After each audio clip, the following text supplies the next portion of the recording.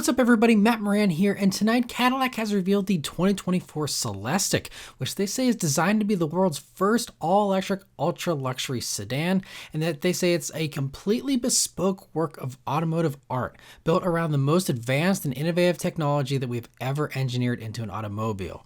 And so Cadillac brought me to the General Motors Design Dome at their Michigan headquarters for an early in-person first look, and while it looks basically the same as the show car we saw earlier this year, aside from the new color, in person, the size and the proportions really make a statement, as does the insane amount of features, customization, creativity, and attention to detail that went into every single part of this car.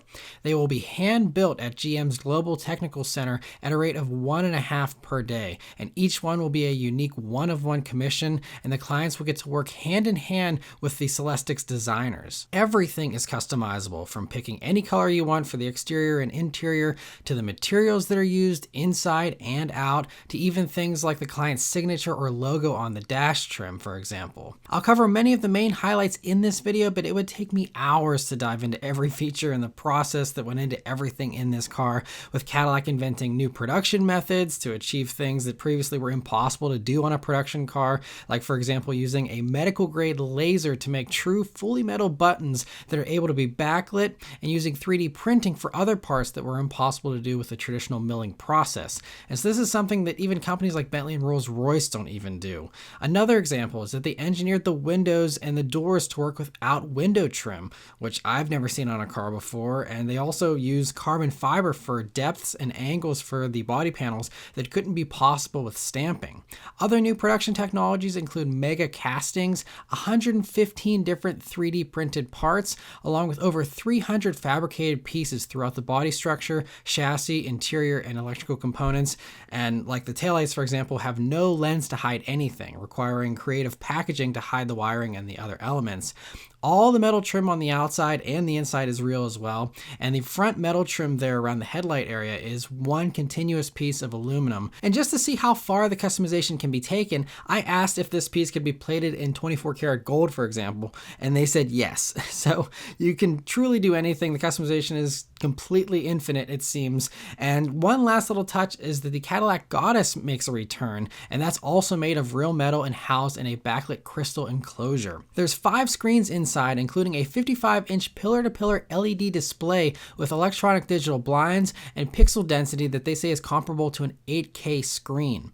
The lower front screen will be the one that's used to control things, with that big screen being touch-enabled while parked, but it is a far reach and will primarily be controlled by the metal and crystal controller. The rear seats get their own command center screen, along with a pair of 12.6-inch screens there for entertainment. There's also a smart glass roof with suspended particle device technology that has 4 zones, so each occupant can have as much or as little light as they'd like.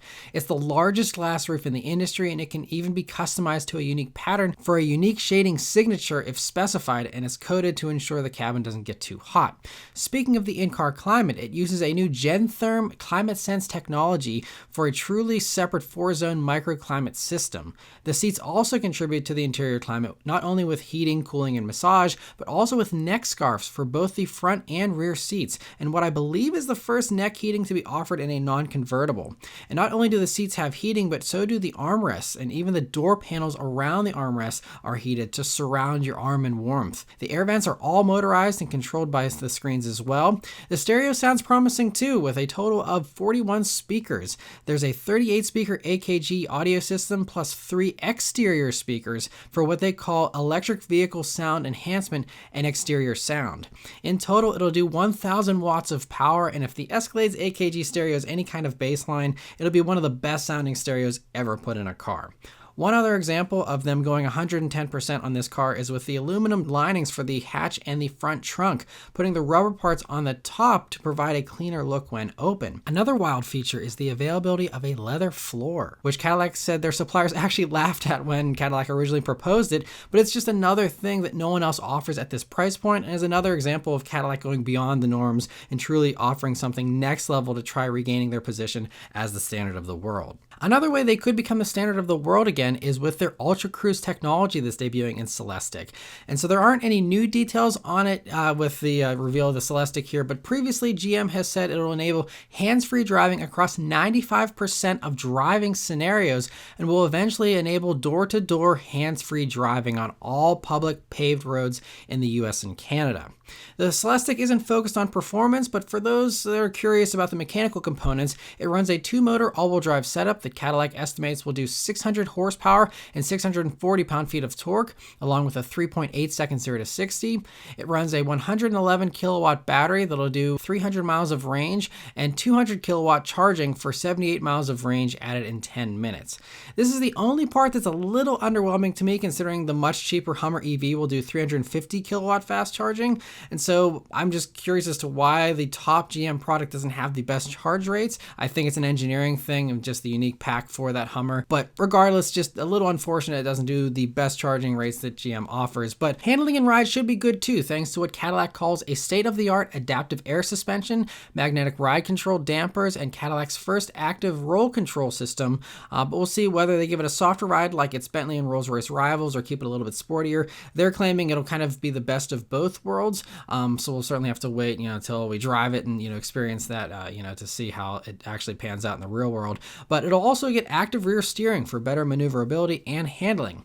It has self-sealing summer tires on 23-inch wheels, and that's the only way the car will come, but winter tires will be available to purchase for those that live in places that get cold weather. Lastly, pricing will start above $300,000, but with all the customization, the final price will really come down to whatever the buyer commissions. And so production will be starting December of 2023. And so that's an overview here of the Celestiq. Personally, I came away extremely impressed and honestly overwhelmed at just the sheer amount of stuff this thing has in it and the processes that went into making this thing a reality and all the little pieces a reality. But anyway, let me know in the comments below what you think about it and whether you take it over a Bentley or a Rolls-Royce.